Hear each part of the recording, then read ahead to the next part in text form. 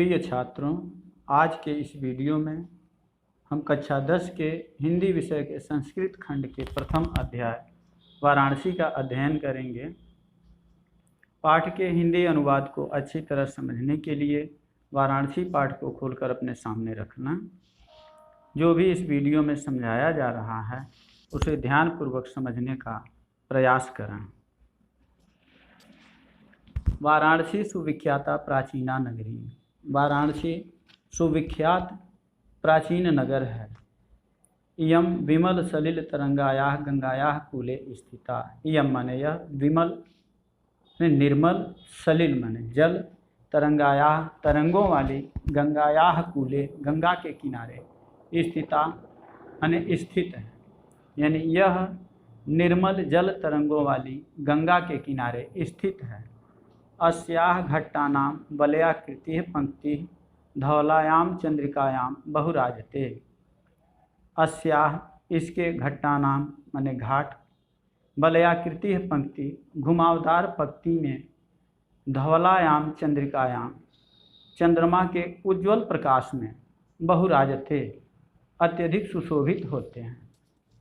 यानी इसके घुमावदार घाट की पंक्तियाँ चंद्रमा के उज्ज्वल प्रकाश में बहुत ही सुशोभित होती हैं।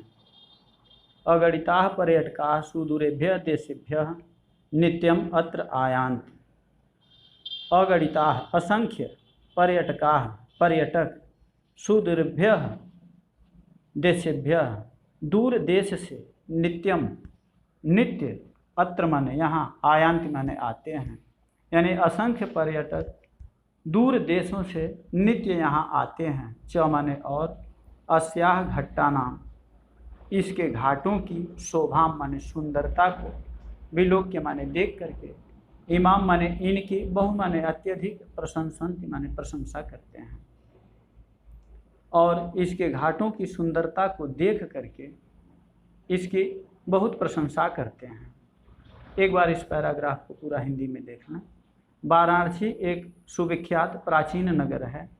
यह निर्मल जल तरंगों वाली गंगा के किनारे स्थित है। इसके घुमावदार घाट चंद्रमा के निर्मल उज्ज्वल प्रकाश में बहुत ही सुशोभित होते हैं। असंख्य पर्यटक दूर देश से नित्य यहाँ आते हैं और इसके घाटों की सुंदरता को देख करके इसकी बड़ी प्रशंसा करते हैं। अगला पैराग्राफ। वाराणस्याम प्राचीन कालाद एव गेहे गेहे विद्यायाः दिव्यम ज्योति द्योतते। वाराणस्याम वाराणसी में प्राचीन कालाद एव प्राचीन काल से ही, गेहे गेहे माने घर घर में, विद्यायाः विद्या की, दिव्यम माने अलौकिक, ज्योति माने प्रकाश, द्योतते माने दिखाई दे रही है या जल रही है। यानी वाराणसी में प्राचीन काल से ही घर घर में विद्या की एक अलौकिक ज्योति जलती रही है। अधुना अपि अत्र संस्कृत वाग्धारा सततम प्रवहति। अधुना अपि आज भी, अत्र माने यहाँ, संस्कृत वाग्धारा संस्कृत वाणी का प्रवाह, सततम प्रवहति निरंतर बह रहा है। च माने और, जना नाम माने लोगों का, ज्ञानम माने ज्ञान को, वर्धयत माने बढ़ा रहा है। यानी कह रहे हैं कि आज भी जो है यहाँ संस्कृत वाणी का प्रवाह निरंतर बह रहा है और लोगों के ज्ञान को बढ़ा रहा है। अत्र अनेके आचार्याः मूर्धन्याः विद्वांसः वैदिक वाङ्मयस्य अध्ययने अध्यापने च इदानीं निरताः। अत्र माने यहाँ, अनेके माने अनेक, आचार्य मूर्धन्याः विद्वांसः प्रकांड विद्वान, वैदिक वाङ्मयस्य यानी वैदिक वाङ्मयस्य देववाणी के, वैदिक साहित्य के, अध्ययने अध्यापने पढ़ने और पढ़ाने में, इदानीं निरताः माने लगे हुए हैं। यानी कह रहे हैं कि आज भी अनेकों आचार्य, प्रकांड विद्वान इस वैदिक साहित्य के पढ़ने और पढ़ाने में लगे हुए हैं। न केवलम भारतीयाः, न केवल भारतीय, अपितु माने बल्कि, वैदेशिकाः माने विदेशी, गिरवाड़ वाणियाः इस देववाणी के अध्ययनाय माने अध्ययन के लिए अत्र माने यहाँ आगच्छन्ति माने आते हैं। यानी कह रहे हैं न केवल भारतीय बल्कि विदेशी भी इस देववाणी के अध्ययन के लिए यहाँ आते हैं। च माने और, निःशुल्कम माने निःशुल्क, विद्याम गृहणन्ति विद्या को ग्रहण करते हैं, यानी बिना पैसे के विद्या को ग्रहण करते हैं। कह रहे हैं कि न केवल भारतीय बल्कि विदेशी भी यहाँ पर इस देववाणी के अध्ययन के लिए यहाँ आते हैं और निःशुल्क में विद्या को ग्रहण करते हैं। अत्र हिंदू विश्वविद्यालय, संस्कृत विश्वविद्यालय, काशी विद्यापीठम इत्येते त्रयः विश्वविद्यालयाः सन्ति। यहाँ पर हिंदू विश्वविद्यालय, संस्कृत विश्वविद्यालय, काशी विद्यापीठ, ये 3 विश्वविद्यालय हैं। ये सुमाने जिनमें नवीना नाम प्राचीना नाम च ज्ञान विज्ञान विषयाणाम अध्ययनम प्रचलत, यानी जिनमें नवीन और प्राचीन ज्ञान विज्ञान के विषय पढ़ाए जाते हैं। एक बार देख लीजिए इस पैराग्राफ को। वाराणसी में प्राचीन काल से ही घर घर में विद्या की अलौकिक ज्योति जलती रही है। आज भी यहाँ पर संस्कृत वाणी का प्रवाह निरंतर बह रहा है और लोगों के ज्ञान को बढ़ा रहा है। यहाँ अनेक आचार्य, प्रकांड विद्वान इस वैदिक साहित्य के पढ़ने और पढ़ाने में लगे हुए हैं। न केवल भारतीय बल्कि विदेशी भी जो है इस देववाणी के पढ़ने के लिए यहाँ आते हैं और निःशुल्क में विद्या को ग्रहण करते हैं। यहाँ हिंदू विश्वविद्यालय, संस्कृत विश्वविद्यालय, काशी विद्यापीठ, ये 3 विश्वविद्यालय हैं जिनमें नवीन से नवीन और प्राचीन से प्राचीन ज्ञान विज्ञान के विषय को पढ़ाया जाता है। अगला पैराग्राफ। एषा नगरी भारतीय संस्कृतेः संस्कृत भाषायाश्च केंद्र स्थलम अस्ति। यह नगरी भारतीय संस्कृति और संस्कृत भाषा का केंद्र स्थल है। इत एव संस्कृत वाङ्मयस्य संस्कृतेश्च आलोकः सर्वत्र प्रसृतः। इसलिए यहीं से ही जो है संस्कृत वाणी का और च माने और, संस्कृते माने संस्कृति का, आलोक माने प्रकाश, सर्वत्र प्रसृतः हर तरफ फैल रहा है। यानी कह रहे हैं यहीं से संस्कृत भाषा और संस्कृति का आलोक चारों तरफ फैल रहा है। मुगल युवराज दाराशिकोह अत्रागत्य भारतीय दर्शन शास्त्राणाम अध्ययनम अकरोत्। मुगल युवराज दाराशिकोह अत्रागत्य, अत्र आगत्य, अत्र माने यहाँ, आगत्य माने आकर के, भारतीय दर्शन शास्त्राणाम भारतीय दर्शन शास्त्र का अध्ययनम अकरोत् अध्ययन किया। स तेषां ज्ञानेन तथा प्रभावितः अभवत्।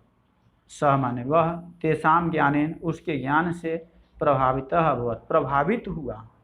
यत तेन स तेषां ज्ञानेन तथा प्रभावितः अभवत्, वह तेषां माने उस दर्शन शास्त्र के ज्ञानेन ज्ञान से, तथा प्रभावितः इतना प्रभावित हुआ कि, यत माने कि, तेन उपनिषदाम अनुवादः उसका उस उपनिषद का अनुवाद पारसी भाषायाम कारितः पारसी भाषा में कराया।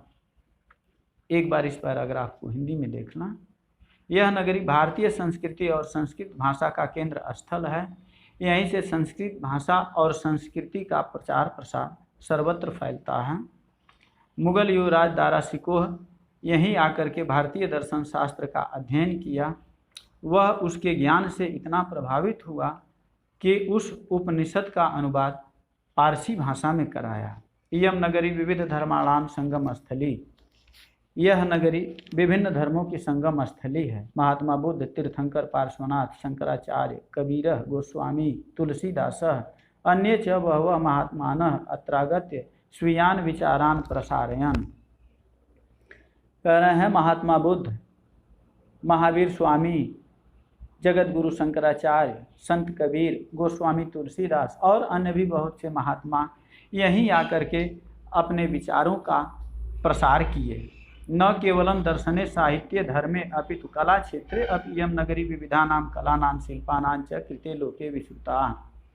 न केवल दर्शन में, साहित्य में और धर्म में बल्कि कला के क्षेत्र में भी यह नगरी विभिन्न कलाओं और शिल्प के लिए संसार में जानी जाती है। अत्रत्याः कौशेय शाटिका, यहाँ की रेशमी साड़ी देशे देशे सर्वत्र स्पृह्यन्ते, देश देश में सभी जगह पहनी जाती है। एक बार इस पैराग्राफ का हिंदी देख लें। यह नगरी विभिन्न धर्मों की संगम स्थली है। भगवान महात्मा बुद्ध, महावीर स्वामी, जगत गुरु शंकराचार्य, संत कबीर, गोस्वामी तुलसीदास और अन्य भी महात्मा यहीं आकर के अपने विचारों का प्रसार किए। न केवल दर्शन, साहित्य और धर्म में बल्कि कला के क्षेत्र में भी यह नगरी विभिन्न कला के लिए, शिल्पों के लिए संसार में प्रसिद्ध है। यहाँ की रेशमी साड़ी देश विदेश में सभी जगह पहनी जाती है।